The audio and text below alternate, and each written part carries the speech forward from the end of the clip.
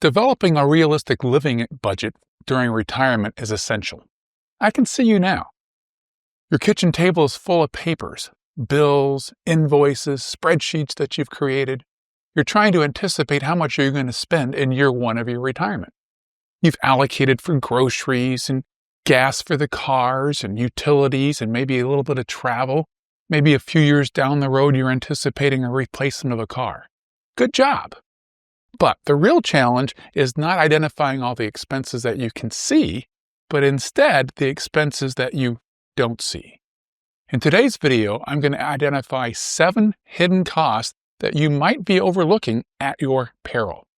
And I'll also explain how you can anticipate them and what to do about it. So stick around. Hi, I'm Scott. I was a college professor for many years, and now I teach couples like you close to retirement how to clarify your goals, master your money, and gain confidence as you enter the next chapter. Let's get started. Imagine you're planning for a 2-week road trip. You've anticipated how much hotels are going to cost and some of the other expenses that you think you're going to incur. And you've challenged yourself to live only on cash.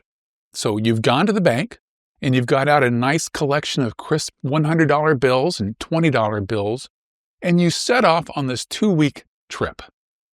Day 2, you realize, oh crap, you did not anticipate or you forgot to plan for gasoline for the car. Seems pretty obvious, right? You had a flat tire, blowout. You didn't anticipate having to replace that tire. You got to your dream national parks and were not aware that they charge an entrance fee.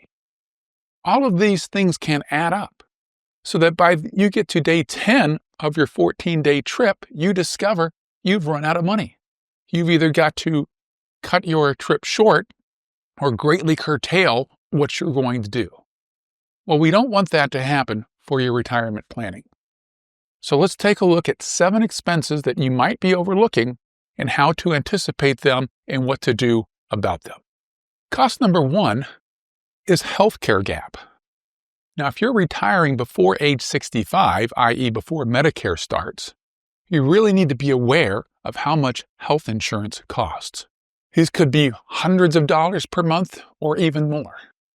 Now, if you're not retiring until age 65, when Medicare kicks in, you're still going to have costs that you need to anticipate. Medicare has Part B premiums that each of you have to pay. If you get drug coverage, Part D premiums that each of you have to pay. And then you might add to that a Medicare Gap program or an Advantage plan.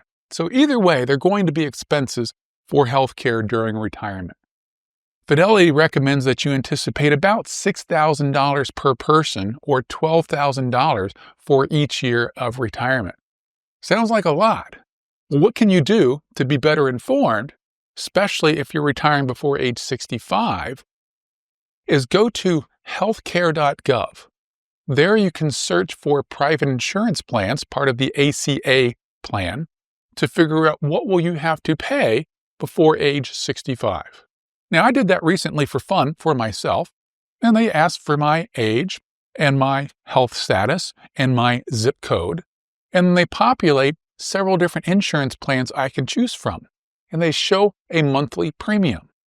Well, that monthly premium was shockingly low, I thought. It was about $600 per month for me and my wife. But then I read the footnote.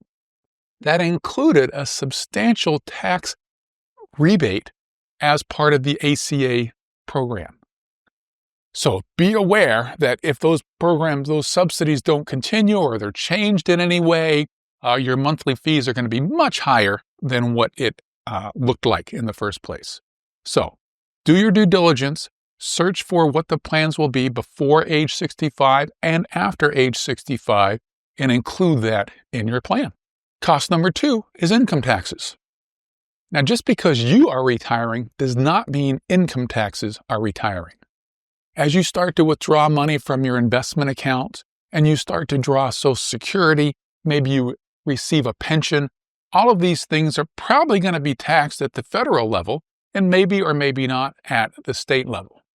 So it's up to you to be informed on the most strategic way to pull money from each of these accounts to minimize your tax expenses. Now, be aware that in this progressive tax system the U.S. has, you're probably going to be in the 12% tax bracket, maybe 22% tax bracket, depending on what your income is during retirement. But that's a pretty good gap between 12% and 22%. So being familiar with those gaps and how you can control income coming from tax-free accounts such as Roth or IRAs or pensions, you can not only maximize your taxes for today, but more importantly, maximize your taxes, or I guess minimize your taxes for a lifetime. So what can you do about this? Be well informed about the tax system. Be familiar with where you are within those tax brackets. How much income can you afford to withdraw from your retirement accounts to take you right up to, but not above, the 12% bracket? Or maybe right up to, but not above, the 22% bracket. If you want a little more guidance about this, I have a video called The 5 Costly Tax Mistakes That Retirees Need to Avoid. So look for that as well. Cost number 3 is inflation creep. Now, inflation increases the cost of our everyday living expenses each and every year. It's sort of a silent killer. I guess like what, blood pressure is supposedly called that as well, hypertension. But be aware that if you've got 3% inflation, after 24 years, your overall cost, your cost of living has doubled by then. So let's suppose you retire at age 60 and you've anticipated that you can live on $100,000 per year. Let's just make it a nice round number.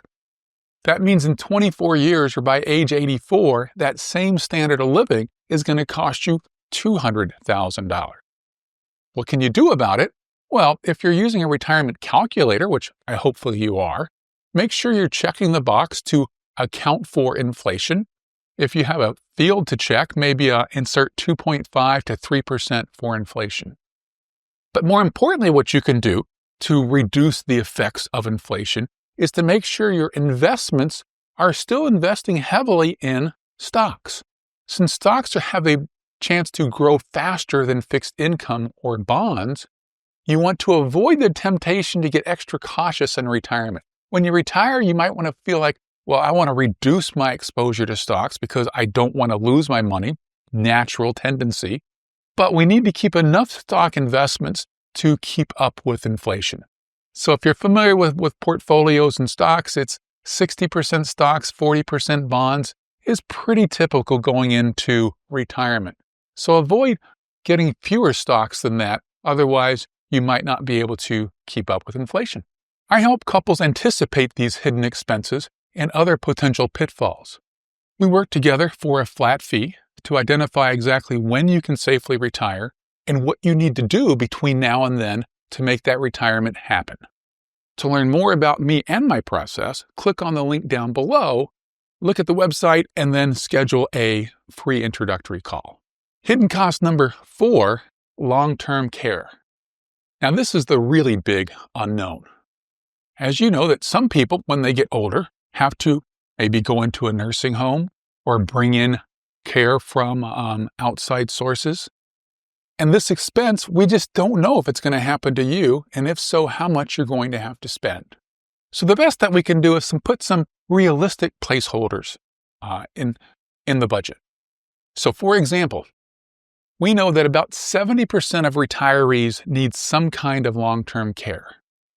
But only 50% of retirees actually have to pay anything for that long-term care. That means a lot of that long-term care is handled by a spouse or a family member, and it's for short periods of time. So 50% of retirees will have to shell out money for long-term care. But a lot of that is for a short duration of time, and it's not as expensive as you might fear. So we know that roughly 15%, throwing a lot of numbers at you here, 15% of retirees have to spend more than $150,000 on long-term care during their life. Now, yes, that's a large number, but recognize that's only 15% of us. So the vast majority of us aren't going to have those large expenses that we're fearful about. But we still need to plan for it. So what can you do? Well, you can talk to an insurance broker and look into the cost of long-term care insurance. Most people buy that in their 50s is the most cost-effective time. But be aware that long-term care insurance is one of the trickiest insurances to buy. Because if you start paying for it at age 55, and you may not need coverage until 85, that's 30 years of premiums that are often somewhat pricey going before you even need it, and you may or may not need it.